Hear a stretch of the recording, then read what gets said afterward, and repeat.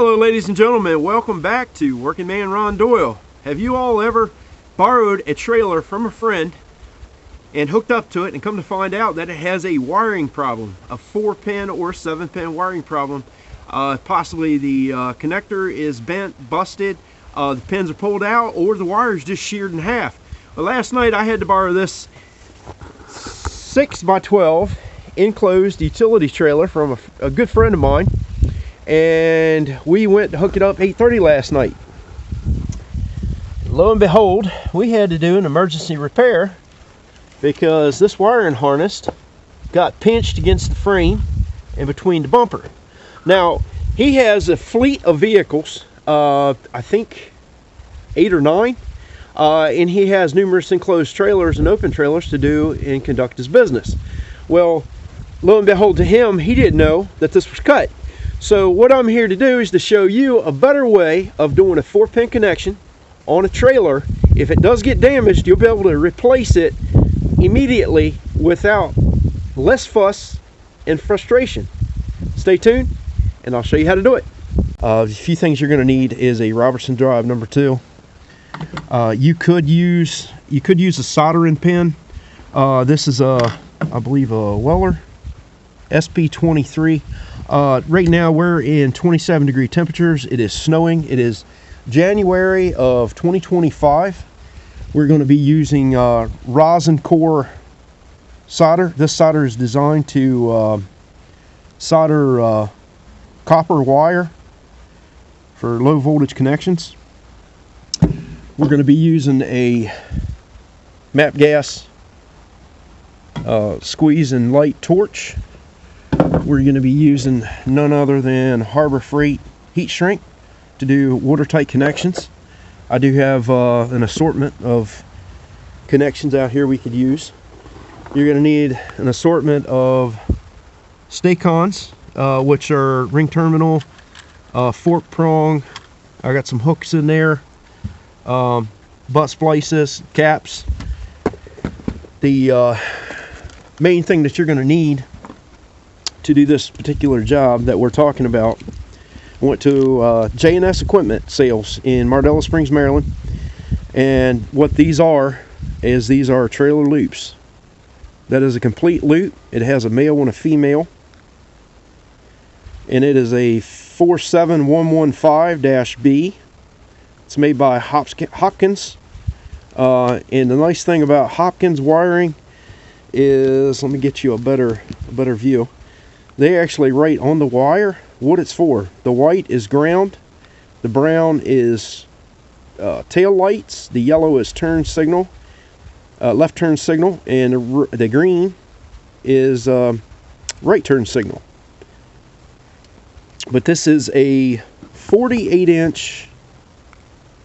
It's a 48-inch loop. Now, I'll look on Amazon and see if I can put a link to this down in the description so you all can get an idea where to buy it. I put some wire looming. This is the wraparound wire looming on another one that I have. I bought 2 of them from J&S Equipment. Wire looming is sold. It's sold 2 different ways. This is one way, and basically it has a split. As you can see right there, it's to go over the wire. It gives it some UV protection and a little bit of physical damage protection. And the other type, which is here, is the wraparound wire looming. I got some cold fingers this morning. Bear with me here. The other type of wire looming looks like this. This is what I had in storage. It's a little small for this wire, but it does give some abrasion protection. So I went ahead and put that on these 48-inch trailer loops. And we're going to show you how to make this attach to this in a much better fashion. First thing I'm going to do is cut this old lacing off. You got to be careful when you're doing this, cutting the tape.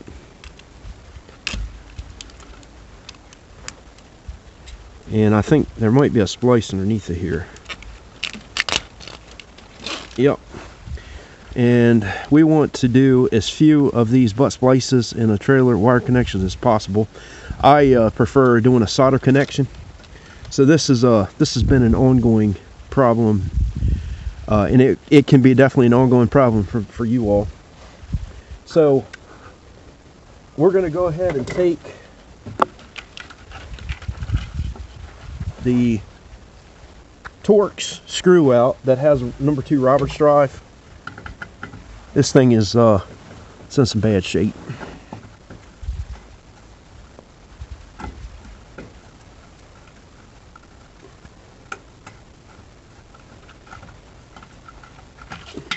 Like I said, this is your ground, and going by the looks of this ground, it's seen better days. You can see on this backside that it's actually got a little bit of a chip. So we're going to start by peeling back that. I'm going to take these wire nuts off, and what we're going to do is we're going to use this part over again. So I'll be right back with you. Alright, this is what you would call a clean copper wire, and I'm going to go ahead and pull all these off and unfray these from where they were twisted, because I'm going to do a inline splice, making sure that none of these are broken.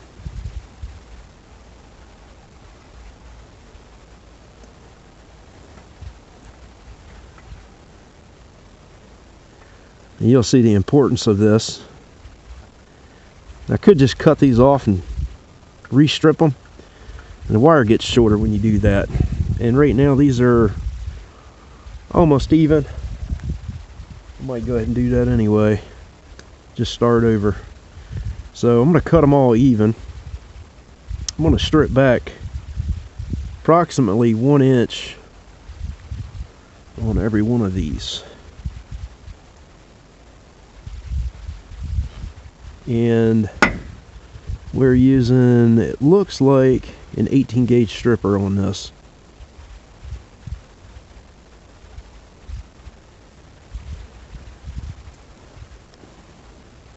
Now,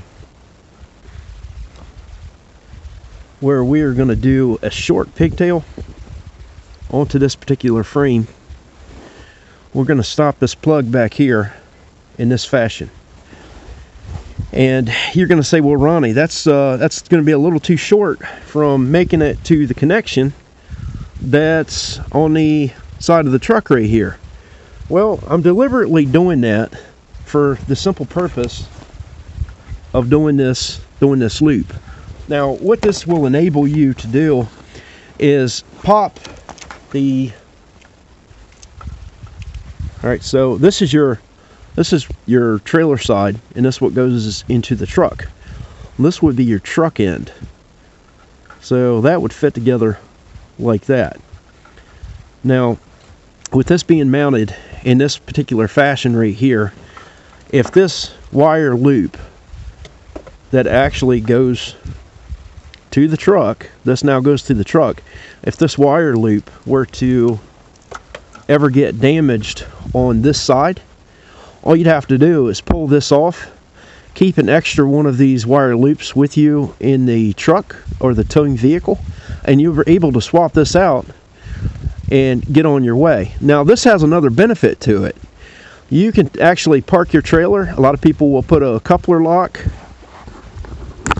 They'll actually put a coupler lock, something like this, onto the tongue of the trailer to keep people from stealing the trailer. I've seen some people have a removable coupler where if they take it off each and every time they park it, so no one can hook up to the trailer and steal it. Well, if you think about this, in this particular pigtail, this wire loop is able to come off of this trailer. Most thieves steal things at night, and if they steal this trailer at night and they back up to the trailer to hook up, they're going to find out won't make it to their towing vehicle. They're still going to want to steal the trailer, but they're more than likely traveling down the road with a stolen trailer, they're more likely to be stopped by the cops and questioned. Whose trailer it is, let me see your driver's license, registration. Do you have the registration for the trailer? That's going to be the first indication that something's wrong. You would take this off each and every time you park your trailer and put this in the towing vehicle. That way, if it is stolen, the thieves can't use the lights, which will enable the cops to pull them over and do a check on your trailer. So that's the reason we're doing this, and also to be able to swap this out if it gets physical damage. So you can be on your way with less time, trouble, and frustration. So let's get to it and stop talking. Now the first thing I'm going to do is we're going to do a loop, a stay-con loop, onto this terminal, this white wire here. Now I'm going to twist this. I'm going to heat it up, and we're going to solder it. Now I sure didn't plan on it being as cold as it is today, and I'm doing this with two hands, so I got the solder propped up on the trailer tongue. So what I'm actually trying to accomplish here is to get some solder coating tinted all the way around that wire like you see it. Now that's being 1 inch long. I'm going to trim it back so it's about 5/8 of an inch long, and then we're going to take our screw that apparently fell on the ground. No, I found it. So we're going to take our screw that came out, and this is a self-drilling screw, not a self-tapper. This is a self-driller, and like I said, it looks like a Torx, but I assure you that is not a Torx. It is a number 2 Roberts drive. As you can see, goes in, fits perfect. Now we're going to find a ring terminal connector out of my assortment. Now let's see which one I can get to fit this.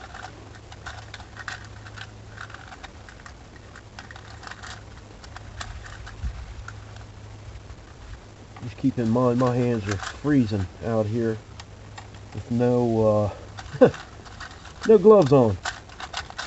Trying to get this simple repair done. So we are using a blue. We're going to use a blue ring stay-con, and it looks like that might be the closest one I've got to it. Let's see, that's the same thing. That one might be too small for that screw. It is. Well, it looks like, no, wait a minute, what do we got here? A couple stragglers in the bottom. Let's see if that's the one. Look at that, perfect fit. So we're going to take that white wire, we're going to insert it, and we're going to use you got uninsulated on this, and then you have non-insulated. We're going to take the insulateds, place them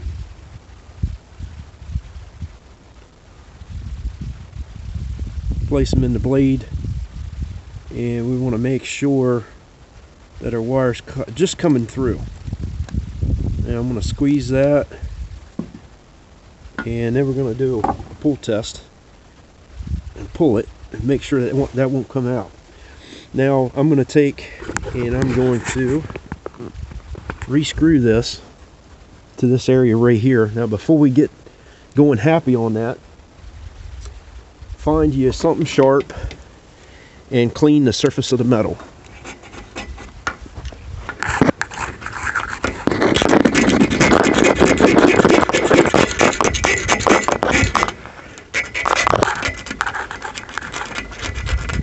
You want to make sure you got good conductivity so that that is a good solid connection. We're going to put our screw back in it.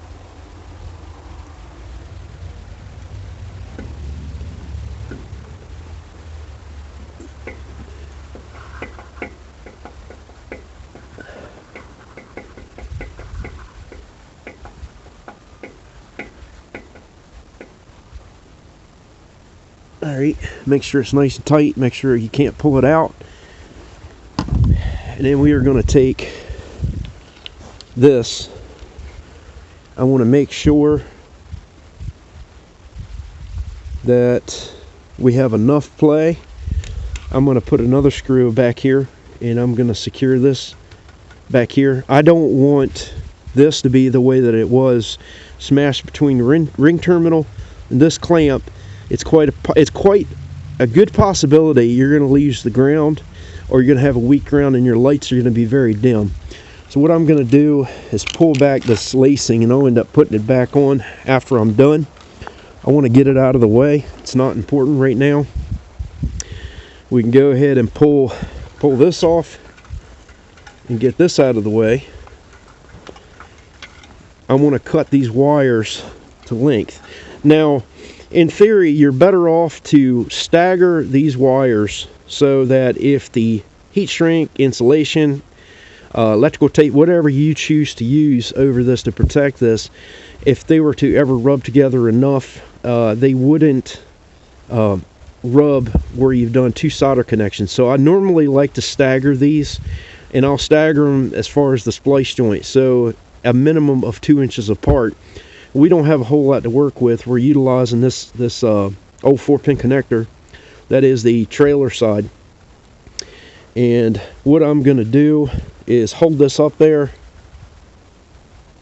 I'm going to get a length on where I want this to go. We're going to cut them right here. Hopefully this wire is clean. We will find out. Now we want to strip back an inch, and that's clean, but as you can see, I broke some strands off. So you want to go to the next biggest size and make sure that you don't break a whole lot of strands on this. This is your green. Strip back an inch. Now this insulation jacket out here is very cold. And it's fighting me. It's fighting me quite a bit.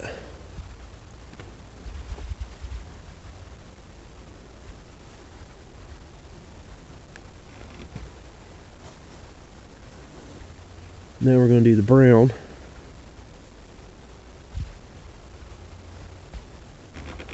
Yeah,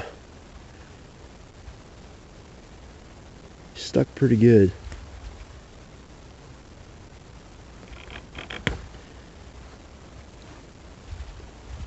So what I've done, I've scored the wire with it. You can see the copper color coming out. I'm going a little bit down the length of the wire. I'm grabbing on where it's not stripped, and I'm squeezing ever so slightly to get a grip on that stripped jacket. And if you notice, I'm trying to push off, lightly holding the jacket, and I'm camming off to get the insulation off the ends. Now, I've got approximate 1 inch strip back on each and every one of them. Now, I'm going to go ahead and put on the heat shrink now. Now, the heat shrink that we're using is the marine grade heat shrink from Harbor Freight. These pieces here looks like 1/8 by 3.5 inches long. I am not going to cut them any shorter than they are. I'm going to use them. Let's see. Actually, I think these are 3.2 millimeter. Looks like I've got a couple of them mixed in here. I find the appropriate size heat shrink, and put these on your wiring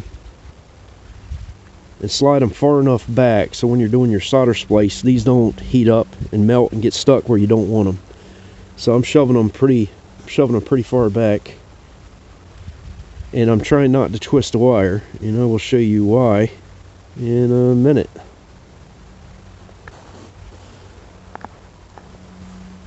And there is another strap back there that's holding the trailer wires up.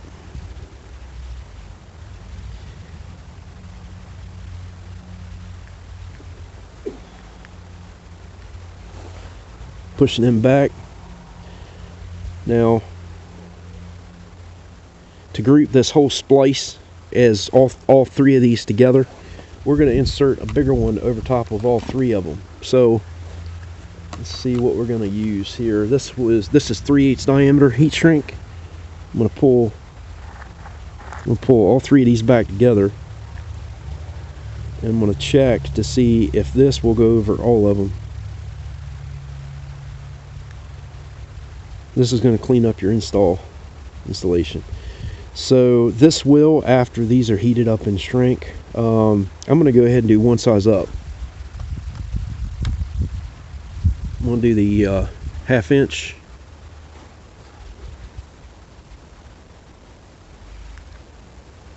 Now I'm going to push these over top of all three of them, and I'm going to slide them all back together. Now we're going to proceed to do the soldering. Start with one of the wires. It doesn't matter which one you start with. Make sure they're not all twisted up. Keep them somewhat straight. Now splay these out. There's not that many strands in this. You're going to push these together. You want these to line up tip for tip from the right and the left. Now after you get them to where they're lined up, squeeze them together and start spinning them. Now one by one, you're gonna do these. You're gonna spin them. Make sure no strands are being held off. Make sure they're nice and tight. Make sure they're nice and tight. You can fold these back if you want so you don't scorch them. You're gonna take your torch or your soldering pin and do these one at a time. Don't apply too much heat to them, because you will melt the insulation jacket. And I'm going to scorch some of it. Like I said, a heat pen might be a little bit better application, but I don't have time to wait around for that heat pen to do these wires in 27-degree temperature. I need to get it done. Now, after you get your solder initiated, take your torch and thump it and knock off the extra. Now I'm going to take that and I'm going to roll that around and make sure that it's 100%. That's 100% solder joint right there. Now, my battery's getting low on the cell phone. I'm going to proceed, and we're going to slide this over, find the solder joint, and put that in the center of that solder joint. So you're going to feel it. That solder joint's going to be stiff. That is about the center of that solder joint. I'm going to take the torch and go over it lightly and melt that heat shrink. This is marine grade heat shrink. It's got glue in it. It's heat activated. Once you heat it up, it'll heat up around that wire, and that glue will melt all this in. Looks like I popped it just then.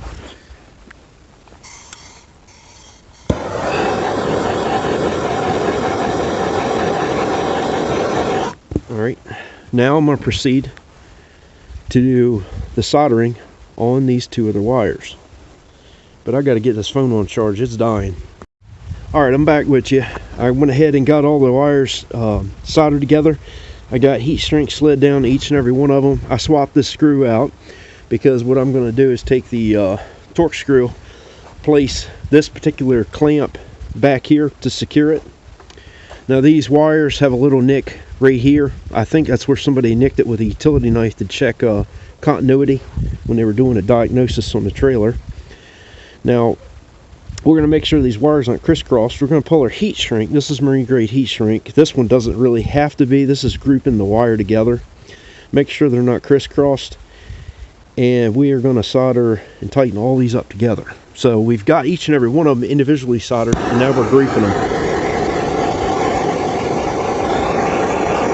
Keep the torch moving. Propane takes a little longer than MAP gas. MAP gas is hotter. So you just want to be careful not to scorch your wires like I did when I was soldering the wire together. It's not really ideal to solder electrical wires with a torch, but you can do it. It does work. Now I've got those grouped together. I'm going to take the this board down so that I can show you all what I'm doing. Alright, so if you look right back here, you can see they've got one of those 2-hole straps with a screw going through it. And we're going to go ahead and put this wire lacing back on. We'll see if this piece is long enough. That piece is long enough. So we're going to get it started.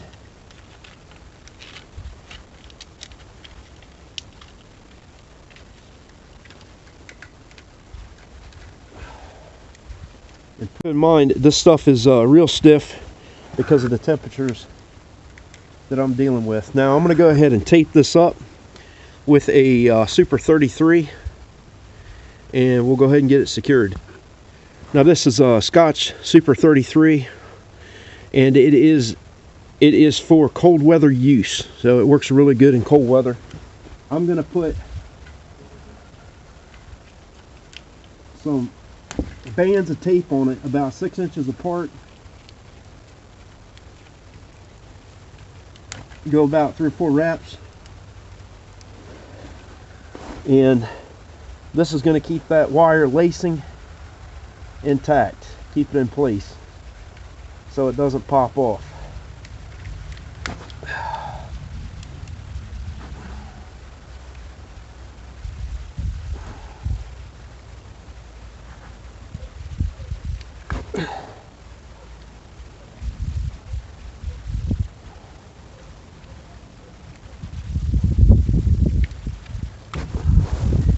Now we got that done, and I'm going to go ahead and put this clamp back on, and I'm going to squeeze it back down and put it over a spot where there's electrical tape.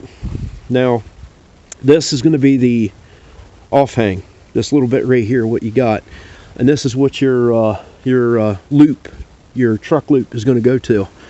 So I've got a Roberts drive set up in a impact gun, and we're going to get this zipped in place.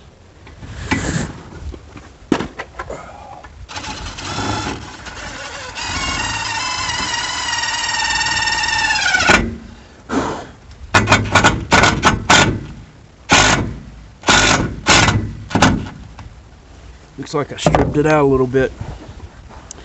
Now we're going to get our wire looping installed, and of course this would be the truck end. This is the trailer end with exposed plugs. Push that in there like that. I'm going to set you back a little further on the camera. Give it a couple wraps around there, maybe 1 wrap.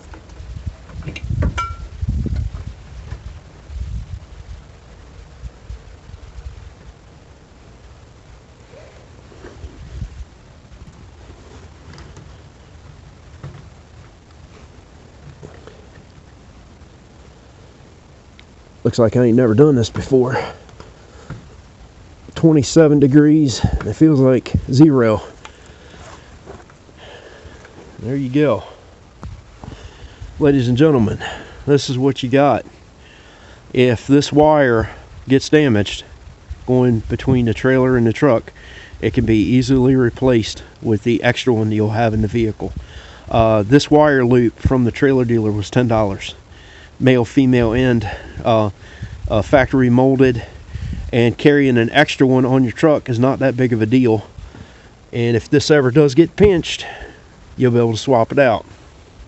Now, another trailer that I have done this to is my dump trailer. It is a old Parker dump trailer that needs a lot of work, and I've got to make a new battery box for it. That's why this is on the tongue. But this is basically the same type of installation that you see me do in the other one. This is the trailer wire. I've got a junction box. This is the dumping wire that is controlled from the inside of the cab.